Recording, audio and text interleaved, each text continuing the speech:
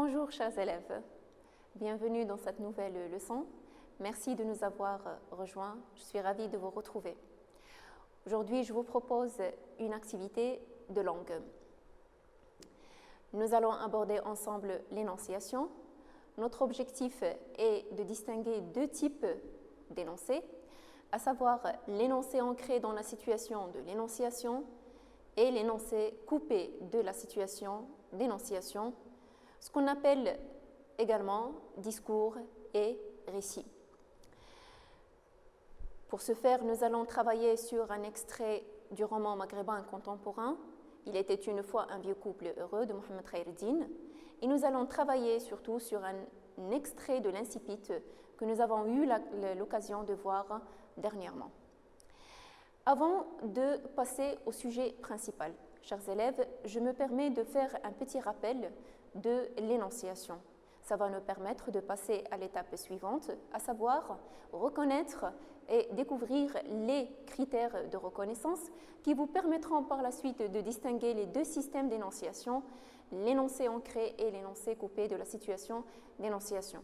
Alors, pour faire le rappel de l'énonciation, on se pose toujours la question, qu'est-ce que l'énonciation ? Alors, l'énonciation, tout simplement, chers élèves, est le fait de produire un énoncé, de produire un message à l'écrit ou à l'oral. Ce message est produit par un émetteur, qu'on appelle également l'énonciateur. On l'appelle également le locuteur, c'est le destinateur. D'accord ? Et ce message ou bien cet énoncé est destiné à une personne qu'on appelle destinataire ou récepteur.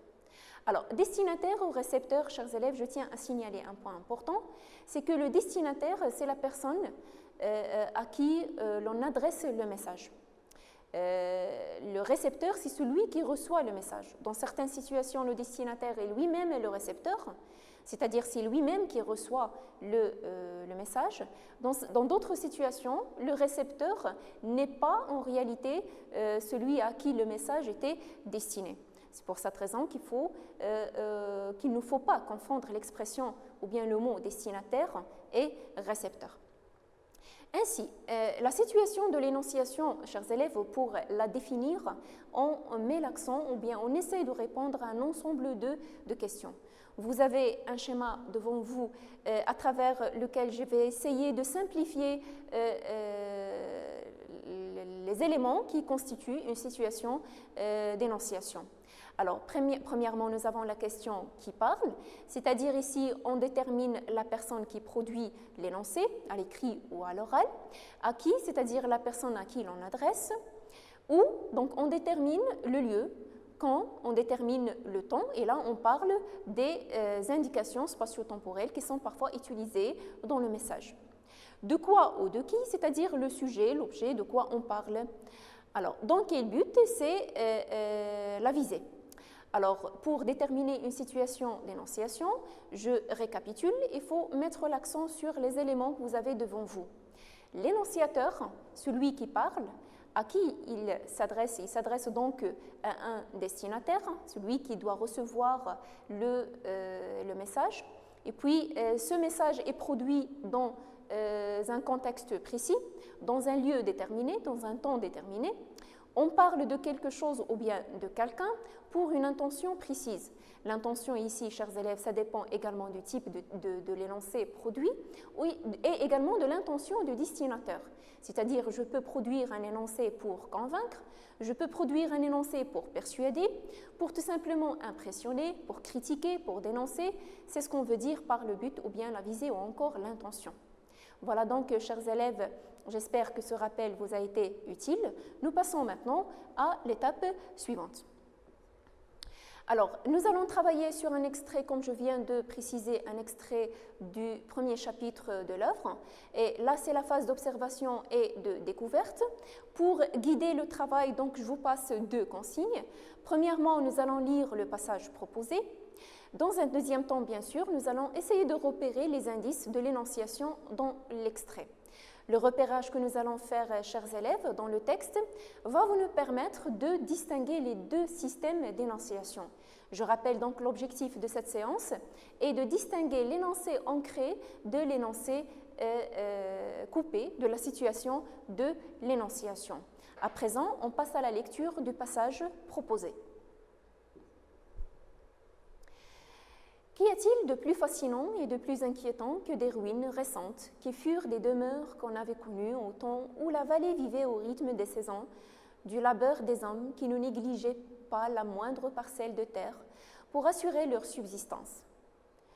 Ces maisons de pierre sèche, bâties sur le flanc du roc quelques mètres seulement, au-dessus de la vallée, ne sont plus qu'un triste amas de décombres. Domaine incontesté des reptiles, des arachnides, des rongeurs et des myriapodes. Le hérisson y trouve ses proies, mais il n'y gîte pas. Il y vient seulement chasser la nuit quand un clair de lune blafard fait surgir çà et là des formes furtives qu'on confondrait assurément avec les anciens habitants des lieux disparus depuis longtemps. Peut-être au moment même où de nouveaux édifices poussaient dans la vallée. Villas somptueuses, palais et complexes, ultramodernes, copie conforme des bâtiments riches et ostentatoires des grandes mégapoles du Nord. Une de ces ruines dresse des pans de murs difformes.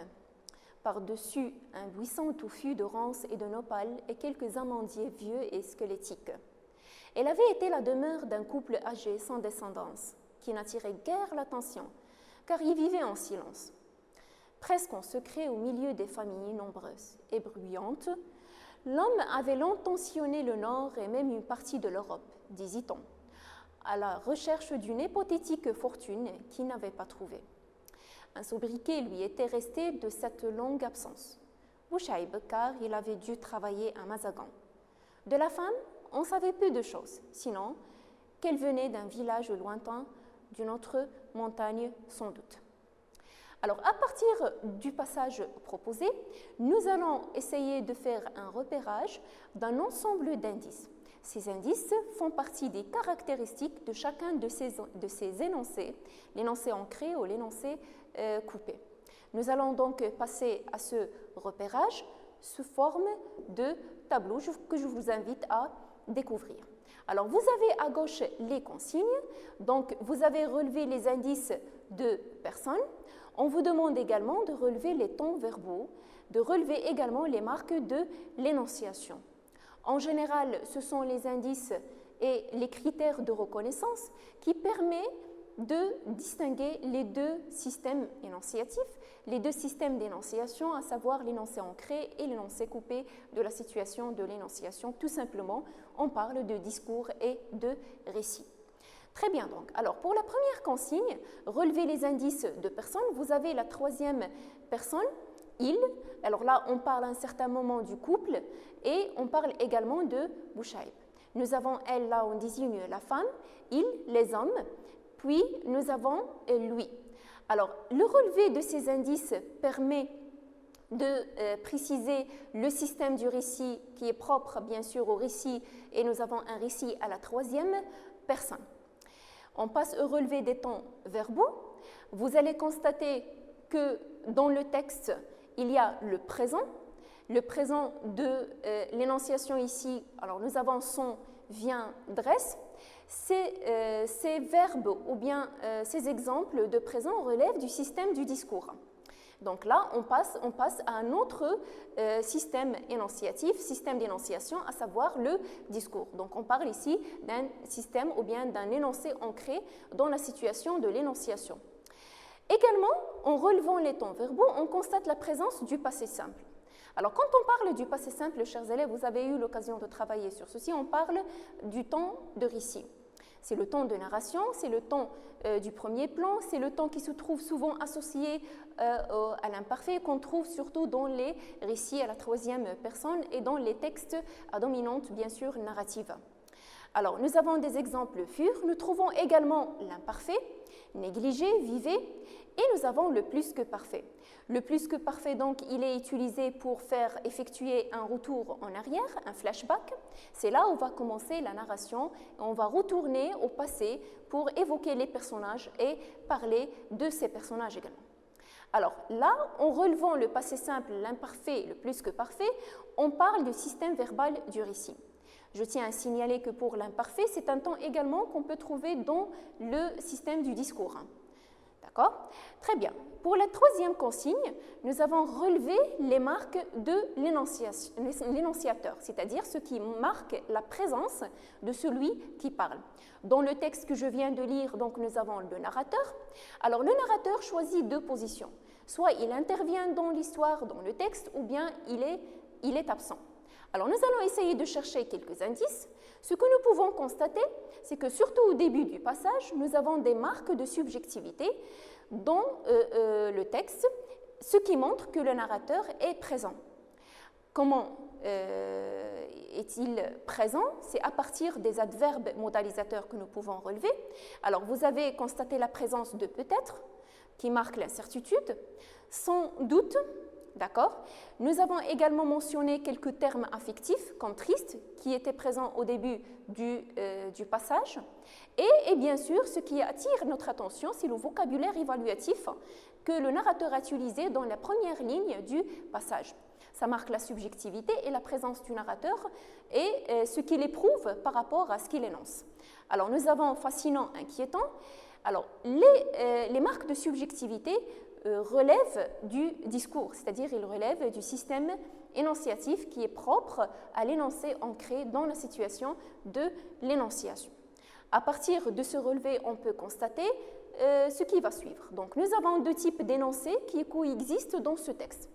Alors, d'abord, on a un énoncé ancré dans la situation d'énonciation, c'est-à-dire le discours.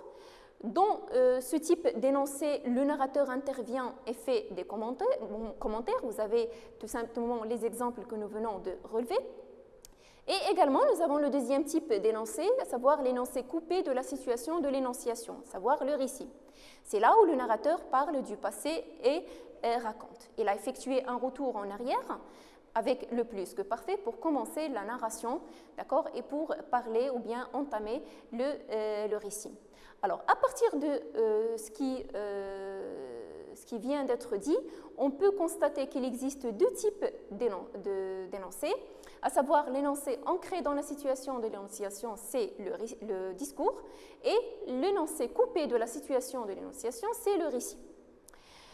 Alors, ce que nous pouvons retenir, c'est que l'énoncé ancré dans la situation d'énonciation a ses propres caractéristiques. Ces caractéristiques vont constituer un ensemble de critères de reconnaissance pour vous. C'est-à-dire, d'une autre manière, si vous voulez chercher les indices d'un type d'énoncé dans un texte précis, il faut chercher les critères de reconnaissance. Les critères de reconnaissance, c'est ce qu'on a mentionné comme indice. D'accord? Premièrement, nous avons travaillé sur les marques de personnes. Vous avez dans la première partie les marques de personnes qu'on trouve dans les énoncés ancrés dans la situation de l'énonciation, à savoir le discours. Alors, dans le discours, on a la première et la deuxième personne.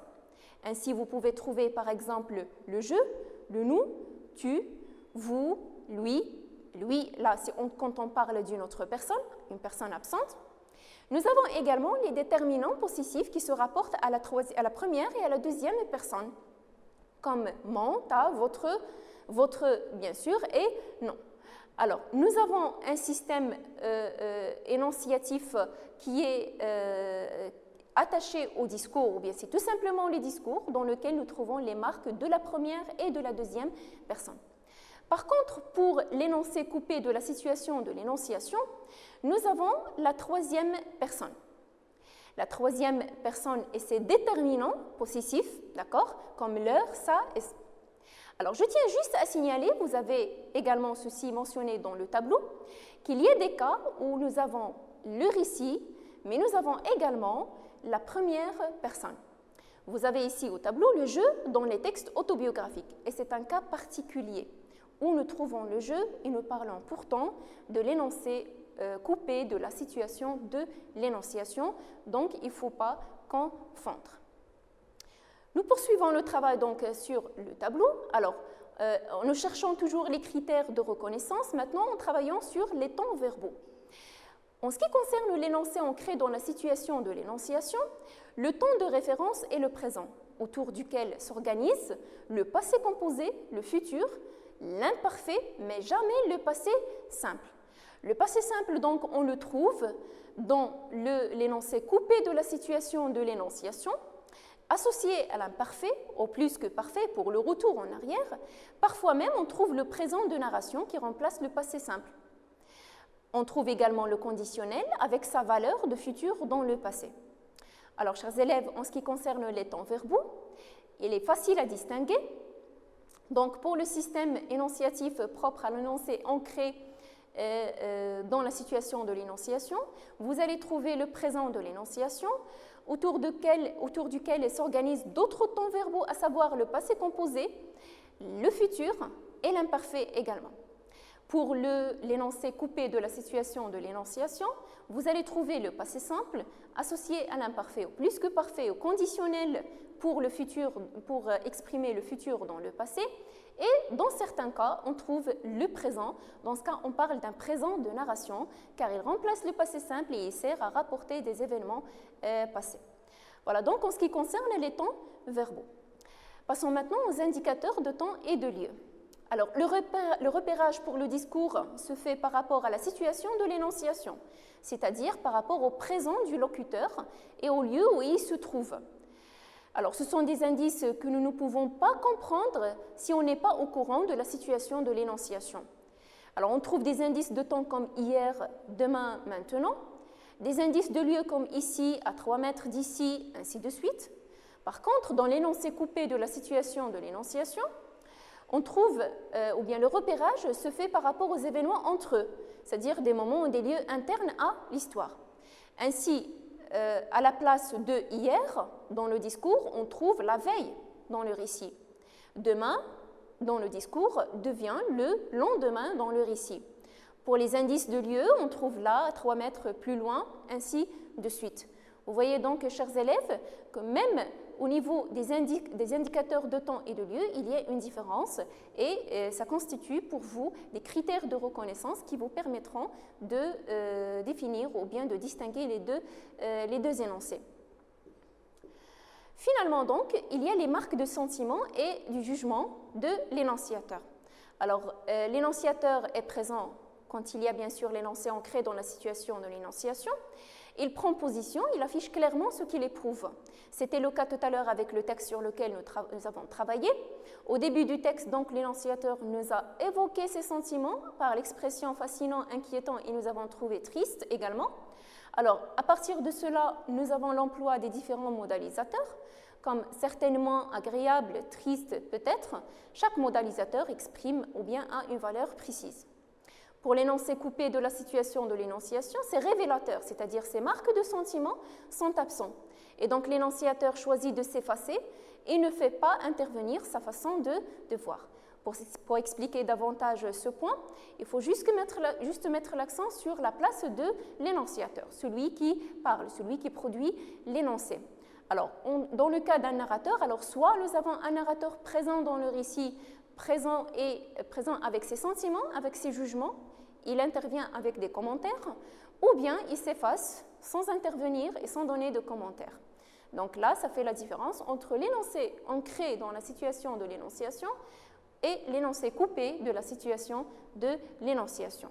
Pour finir, je vous passe des exemples. Alors, dans les lettres, dans les journaux intimes, dans le dialogue, dans les romans, parfois dans certaines situations, on trouve des énoncés ancrés dans la situation d'énonciation. Alors, le récit à la troisième personne se caractérise par l'énoncé coupé de la situation de l'énonciation et je rappelle le cas particulier du récit à la première personne, à savoir les récits autobiographiques. Là, je parle de l'autobiographie ou bien, par exemple, le roman autobiographique, d'accord, sur lequel vous avez eu l'occasion de travailler. Je tiens juste à signaler également un point important, c'est que quand on parle d'une séquence dialogale dans un récit, alors la séquence dialogale automatiquement fait partie de l'énoncé ancré dans la situation de l'énonciation. On va voir tout à l'heure un exemple. Ainsi, nous pouvons passer à l'étape suivante, phase de l'appropriation. C'est un petit exercice que je vous propose afin de vérifier la compréhension de la leçon et afin également de pouvoir détecter et repérer les critères de reconnaissance pour finalement distinguer les deux systèmes énonciatifs. Je vous propose un support. C'est un extrait de l'œuvre « Il était une fois un vieux couple heureux », chapitre 1er. L'extrait commence de sa vieille femme jusqu'à tout au monde, et nous allons essayer de respecter la consigne suivante.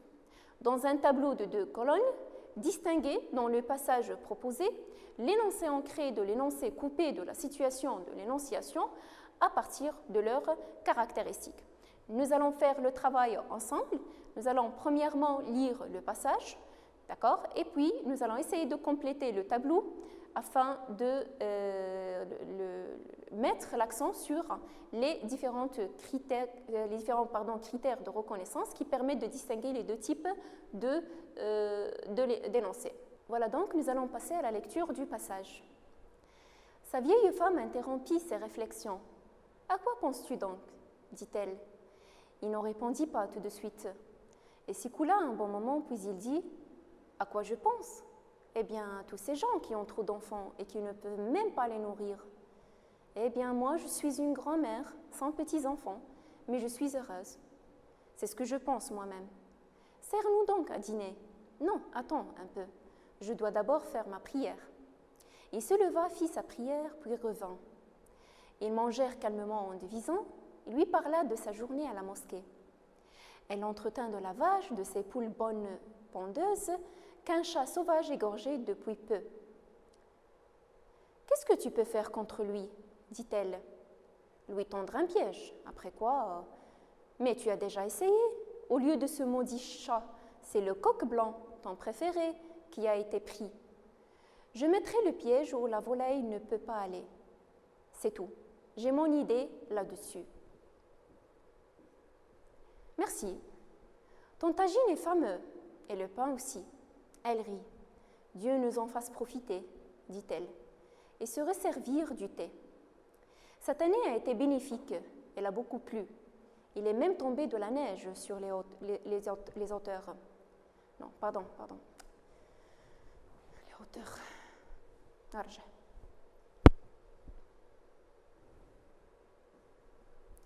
Merci.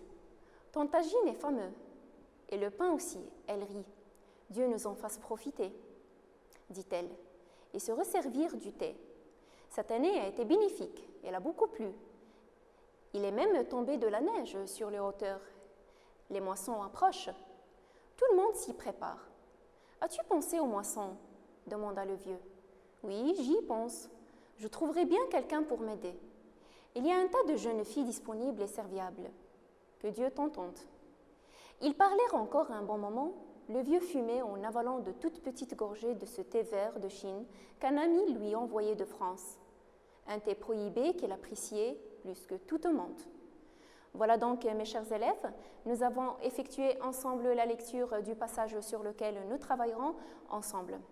Alors, qu'est-ce que nous allons faire? Je vous rappelle la consigne. Il s'agissait de repérer les indices et les critères de reconnaissance qui vous permettront par la suite d'établir un tableau dans lequel vous allez mettre à part et vous allez répartir les indices en fonction du type de l'énoncé en question.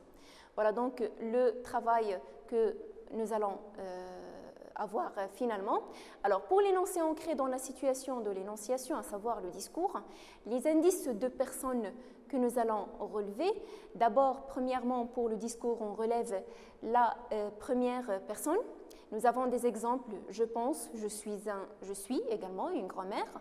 Sers-nous, donc nous avons ici l'impératif, à dîner.